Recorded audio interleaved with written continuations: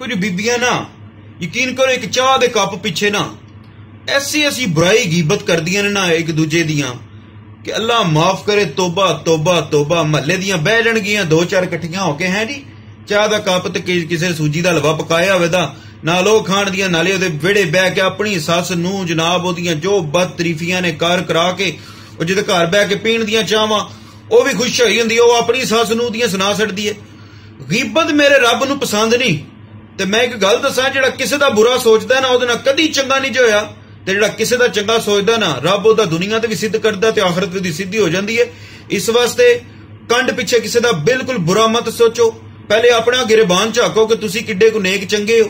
जे तुसी नेक चंगे है वो ना फिर किसी दी गल करो। अज दे दौर च कोई भी एडा पाक साफ नहीं हुंदा यार। कोई घर ऐसा नहीं हुंदा जिथे लड़ाई ना होवे और घर च तकरीबन छोटी मोटी तू मैं जरूर हो जाती है, ठीक है ना, वरना वो घर ही ना हो जिथे तू मैं ना हो।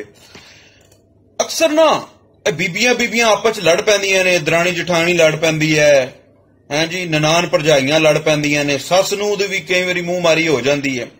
लेकिन मैं ना इत्थे मर्द जिहड़े ने ना हज़रात जितने भाई दोस्त मेरी वीडियो देख रहे ने सब नूं सिर्फ एक ही गुजारिश करांगा कि उन्हां दी लड़ाई च नहीं पैना, ठीक है ना। उन्हां दी लड़ाई कोई तुहाडे हार दी नहीं हुंदी कि लड़ाई होगी जी 6 महीने साल हुण एक दूजे दा मूंह भी नहीं तकना। उन्हां दी लड़ाई इन्नी गुजारी हुंदी है 2 घंटे लड़े, उन्हें ओहदियां सच्चियां झूठियां सुनाईयां, उन्हें उधरियां सच्चियां झूठियां सुनाईयां हैं जी। ते पिछले टाइम वो दोवें रल के कट्ठियां बाजार डबट्टे रंगाण गईयां हुंदियां जिहड़ियां सवेरे लड़ियां हुंदियां ना। पिछले टाइम जनाब कट्ठियां बाजार डबट्टे रंगाण गईयां हुंदियां ने ते फिर जनाब वापसी ते किसी दुकान ते बैठ के चाट भी खा के आउंदियां ने ते बर्गर भी खा के आउंदियां ने। इस वजह अपने आप नूं भैड़ा मत बनाओ, इन्हां दी लड़ाई च नहीं पैना। मेरा औरतां दे खिलाफ नहीं है भी, काफी लोगों ने कमेंट च मैनूं जिहड़ा ना बड़ा बड़ा बुरा किया, लेकिन कुछ गल्लां सच्चियां ने, अगे भी कीतियां ने, हुण भी करांगा, अग्गू भी करांगा। तुसीं एक छोटी जी गल दा जवाब दिओ। घरां च शादी तो बाद जदों इंसान दी जिंदगी बड़ी खूबसूरत गुजरदी है, ओहो अच्छा बहरहाल ते कोई 100 घर जी परौणे आ जांदे ने।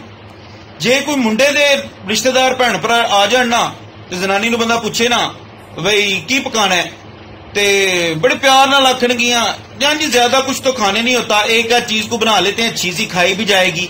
बंदा शरीफ आदमी भोला आदमी उन्हें बेचारे नूं पता ही नहीं चलता भी ये कित्थों बोलदी है, लिया लू दिंदा हर शा पूरी कर दिंदा। परौणे भी गरीब भुगत के घर टुर जांदे ने।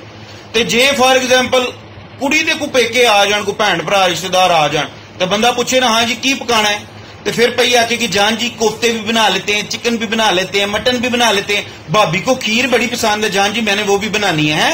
अपनियां दी की खिदमत ते साडियां दी। अल्लाह दी जात कोल ना एक दुआ कीती है ते तुहाडे सब दोस्तां भाइयां अगे भी अपील है कि जरूर दुआ करो कि या बारी ताला सब दियां धीआं दे नसीब अच्छे कर। ये इतना खूबसूरत, इतना लाडला, इतना प्यारा रिश्ता है ना, बेटी दा रिश्ता जिहड़ा ना इहदे नाल दा खूबसूरत रिश्ता कायनात विच कोई नहीं है। भी मैं सब अगे एक रिक्वेस्ट करांगा कि जदों बेटी पैदा हुंदी है ना, पैदा होने तो लैके ना तो ओहदी शादी होने तक ना ओनू लाड प्यार ना रखो, ओनू इन्नियां खुशियां दो, इन्नियां खुशियां दो कि खुदा ना खास्ता अगले घर जाके अगर ओहदी जिंदगी ओहदे नसीब च अगर गम या तकलीफां आवन ना तो अपने मां बाप दे लाड, अपने वीरां दे लाड याद कर करके उन्हां गमां नूं भुल जाए। सब दोस्त अपनियां भैनां दे ते अपनी बेटियां दे इतने लाड